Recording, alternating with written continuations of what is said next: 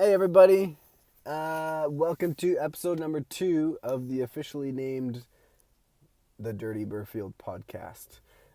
This is me, Joe Miller, talking in this episode just to get something out there. It's the first couple days in 2018. Happy New Year.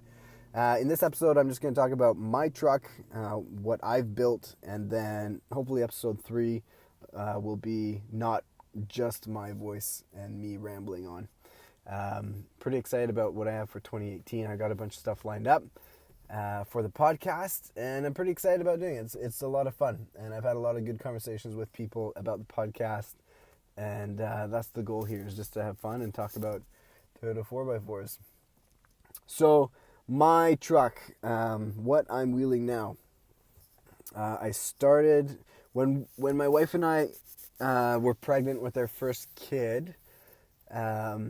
I bought a 91 Toyota pickup, 2-wheel drive, regular cab, short box for $500. It was super. The box was rusted out. The doors were rusted out. The fenders were rusted out. But the cab was mint and the frame was mint. And it was a 2-wheel drive with the higher front frame rails so that I could keep everything low. The reason I went with that, one, was because it was $500. Two, I was going to build a 3rd-gen 4Runner on 1-tons. And then I did some thinking about that and realized that with kids, any kind of camping that I would do with the family where I needed, a bunch of seating, could probably be done in a minivan. So at least here on the West Coast, Pacific Northwest, our trails are pretty tight. And the limiting factor is usually body getting in the way, not so much whether you're leaf sprung or have coilovers. It really boils down to how much of your body is in the way. And so I thought a regular cab would be great because it's as small of a cab as possible, and it's small, man. The regular cabs are tiny. I'm only 5'11", so I fit decently in it, but for anyone tall, I don't understand how tall people wheel Toyota reg cabs. But that's what I got. Super smart move, I gotta say, now that it's all done, because my boy's 4 years old, and if I'm going wheeling anywhere that is more off-roady and less overlandy, then I'm for sure only taking one kid. Anyways, so as my son was growing up, let's see. We had Linus, and the 2-wheel drive Toyota pickup was awesome because it served as a mule while I did renos in the house that we had just bought. I did all the flooring. If you look on my Instagram, you'll be able to see a picture of the truck loaded up with rolls of all the old carpet that was taken out. It's a pretty good shot. And did a bathroom and a whole bunch of stuff, but it served its purpose. It was awesome. While my wife was pregnant, I got all that stuff. I did the nursery for Linus, who was on the way, and the truck was perfect. It was essentially a mobile wheelbarrow, a drivable wheelbarrow to and from the dump. When that was done, when Linus was born and all the renos were done, that's when I started picking away at the project. So in the garage, I took out I cut out the 2-wheel drive, all the 2-wheel drive stuff up front with the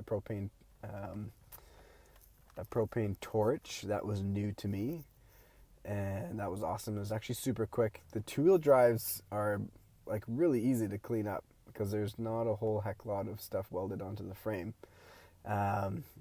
Cut out the front suspension. I ended up doing a Land Cruiser BJ60 front diff, because in my past wheeling experience, I'd gone through a few 8-inch 529s, and that seemed to be the weak link with my driving style. Never had a problem with longs, never had a problem with outputs. It was always just the 529s. Or the 8-inch third. I've done a front and 2 rears. Yeah, I could go high pinion, but to me it's just a kind of a waste of money when you look at a BJ60 front axle It's all the same outers, like your knuckles, everything's all the same on that housing. But you get that 9.5-inch ring gear third member, which is awesome. So that's what I went with on the front, and I was doing a 3-link with a panhard, so I had to cut off all the bracketry and everything anyways. It was just the way to go, and honestly, I don't know why anyone does anything different. You get a little extra width with that axle as well, and you sacrifice barely any, like, you hardly sacrifice any ground clearance. So BJ60 front axle, long fields, the only difference on there is you need a longer short side inner. Other than that, the mini truck stuff is all the same. And then in the rear, I did a hybrid Land Cruiser and solid axle narrow width hybrid housing rear. So I took, thank you to the internet, there's all kinds of awesome info out there. I took the same BJ60 rear housing, which is an offset housing in the rear. I cut that down so it was centered, like the same length tubes on either side. And then if you get the narrow width Toyota pickup housings, like the pre-IFS, they're actually a lot skinnier tubes. You chop those outers off, and then they actually slide like right into the BJ60 rear housings. And I had an alignment bar and everything. There's a whole write-up on that. I may do a separate podcast with all the details on that, or a video at least of it. So what I ended up with were the Toyota pickup outers, IFS axles, the narrow width Toyota pickup essentially tubes, all welded to the BJ60 rear housing, all centered. And if you look at my Instagram or my YouTube, you'll be able to see that pretty clearly. So Land Cruiser axles front and rear, or housings front and rear, Chevy 63 inch leaf springs in the rear. I love those. They're super cheap. They ride great on the street and off-road. They're a little long, but I've never had any issues with them. And also seems like super high quality steel in those leaf springs. I've seen them do a lot of crazy stuff as far as getting bent and bound up, doing really weird things, and have held up just great. So those, and then 40-inch IROCs with 17-inch rims, just steel Pro Comp Soft 8 steel rims. I've never had an issue needing bead locks. I run an 8-inch wide rim on all my tires, and that's been pretty good for me. I've had really good luck. I've maybe blown I've blown 2 beads in all of the wheeling I've ever done, aired down to like 4 or 5 psi, and that's like on my past truck because I don't have too much wheeling under my belt with this new build. But I didn't go with bead locks, one, to keep the weight of the wheels and tires down. I believe that you keep that light and then you get less breakage. And also it's easy enough to just carry a bottle of ether, and if you blow a bead, you just spray it with ether, light it up, and seat it again. No biggie. So that's why I don't run bead locks. Could change in the future. Also way better on the street as far as hamster power turning 40s with 529s. And what else do we got? We got I built an EXO and hid it behind my front fenders. I made it so that I could take my front fenders and marker lights off for like the harder, tighter trails where I didn't want body damage.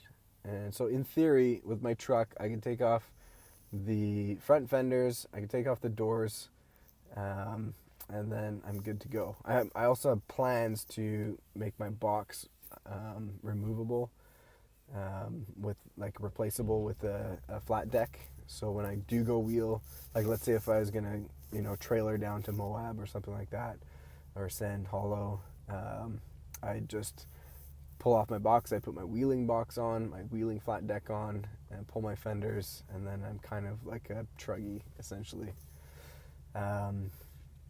Dual cases, stock gears inside the dual cases. I don't really understand the 4.7 thing. I thought that I might want 4.7s with my 40s and my 5.29s. But at least where I am, it's nice to have a little bit of wheel speed. And I haven't had any gearing issues so far with my stock 228s and even the 40s.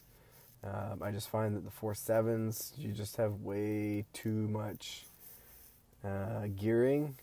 It's too low, and you don't get the wheel speed that you need for the kind of wheeling I do anyways.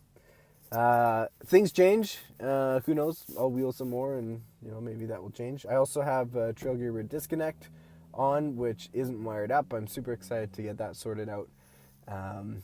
And I'm just welded front and rear. Big believer in just welding up your diffs and saving money for other things like a rear disconnect.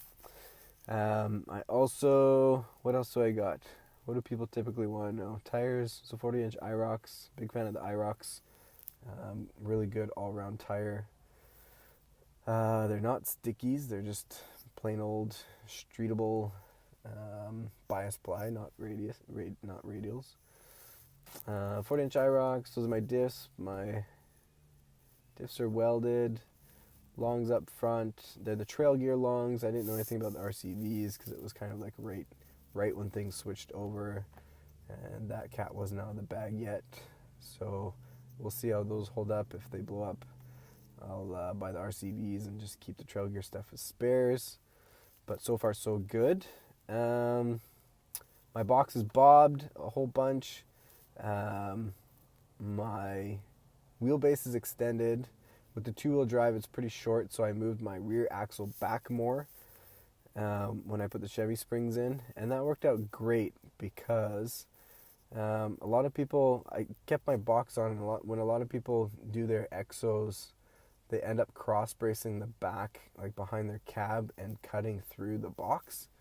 And I saw a few pictures online where people had just taken that box and moved it back 2 inches so that you actually don't have to cut your box. It stays clean, and you can cross brace the rear of that exo behind the cab really, really well.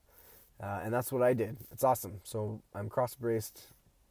My exo's cross braced behind the cab down to the frame, and I just scooted the box back a little bit. I welded tabs on all the box mounts that come off the frame.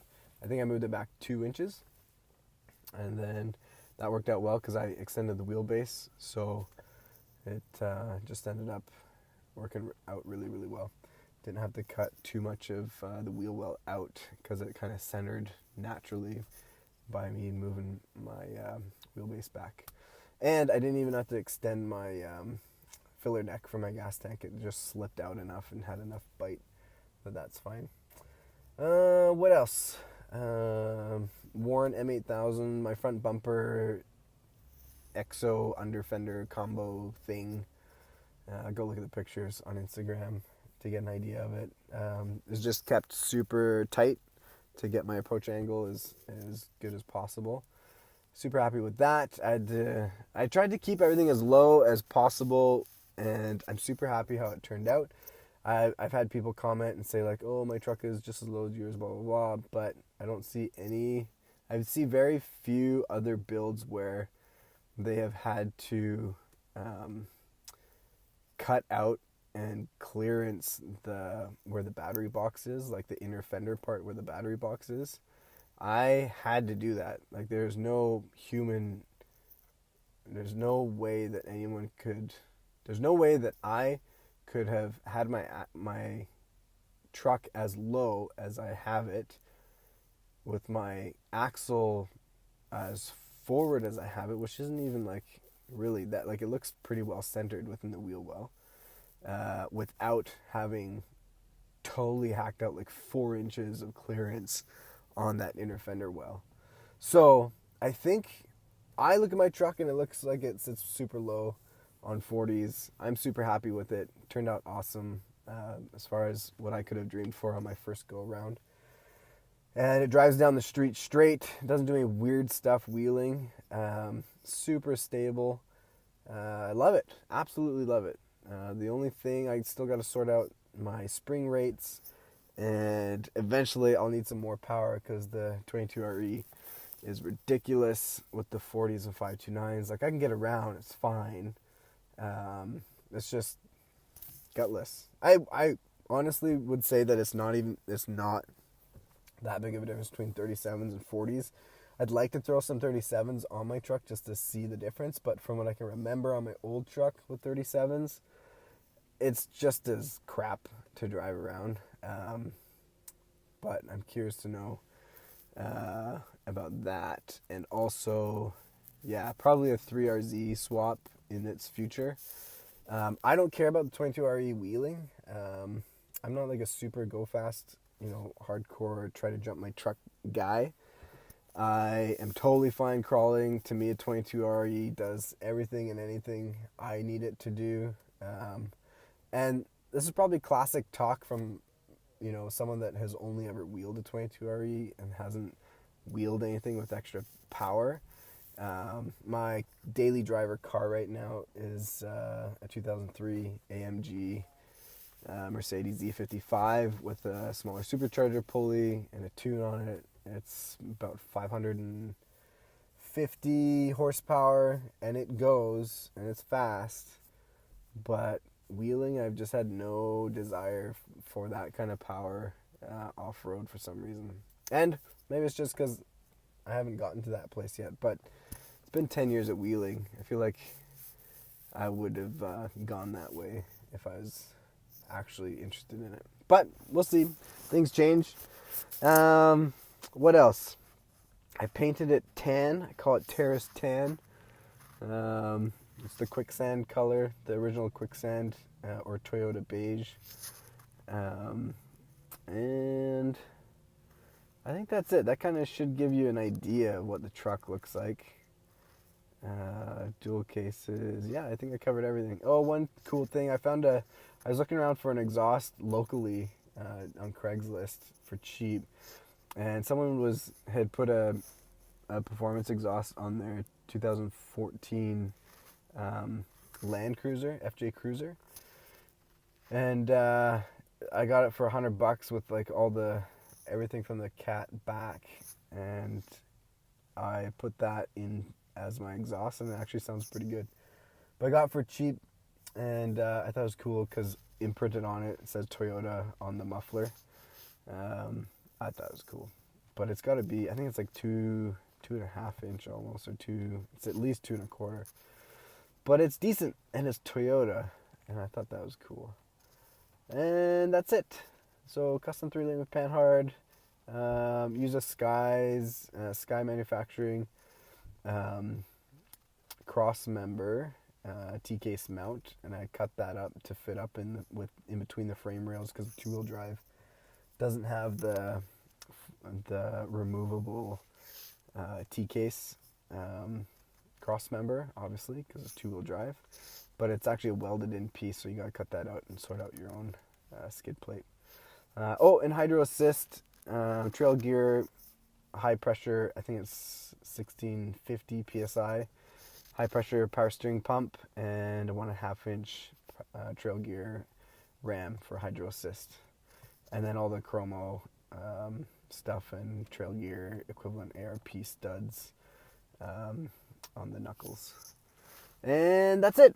So that's my truck. That's an idea of what I wheel. The reason why, I think one day, definitely on my bucket list, I do want to build a buggy at some point, but in my old age of 35, I've kind of watched friends turn their trucks into buggies and then have them only be trailerable.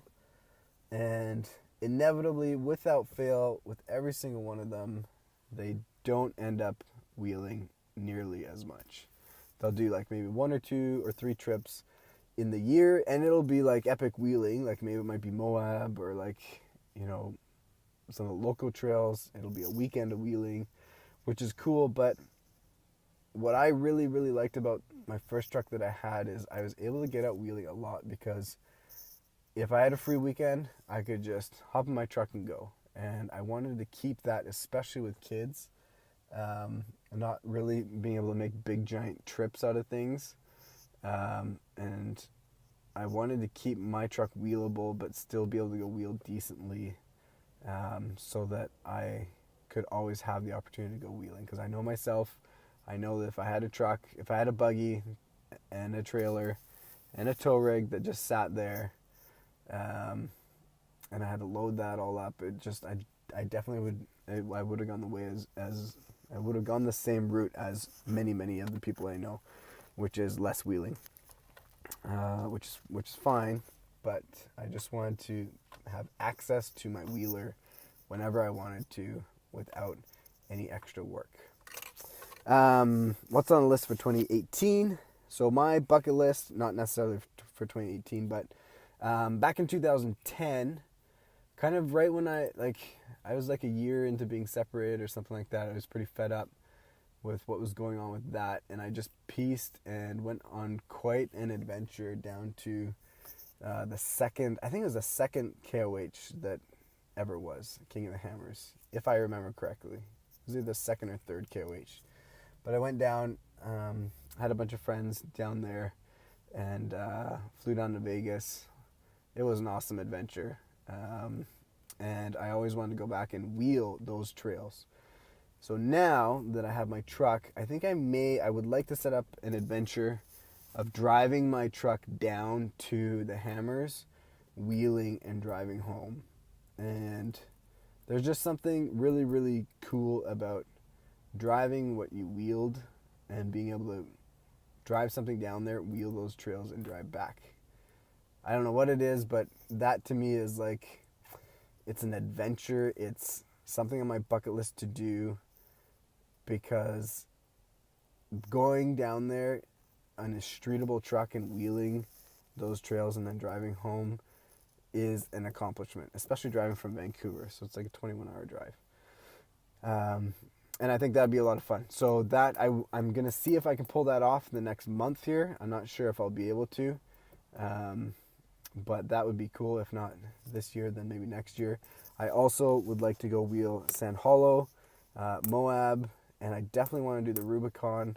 I want to do the Rubicon while it's open, and those are the things on my immediate bucket list. So hopefully in the next year or 2 years, I'll be able to check those off. No tow rig for me, no trailer for me. I have way better things to spend my money on. That's a few family vacations right there if I was to buy those things. And honestly, after wheeling Toyotas, I have no problem driving them. Like, I know what to look for. Yes, things can break, but parts are readily available. It will be, a year of insurance on a tow rig. That's a set of longs. That's a set of longs and a full rebuild, or it's easily a new diff set up with brand new gears and a locker in there too, or a spool or whatever. Point being, this is how I roll. To each their own. Things could change. If I ran into a whole pile of money, then maybe I buy a tow rig. Bucket list also is to build a buggy at some point. I do want to build a Toyota-based rock crawler, but that's like in my lifetime. And as I am wheeling my truck right now, I am getting less and less of a need to have a dedicated rock buggy. So that's where I'm at.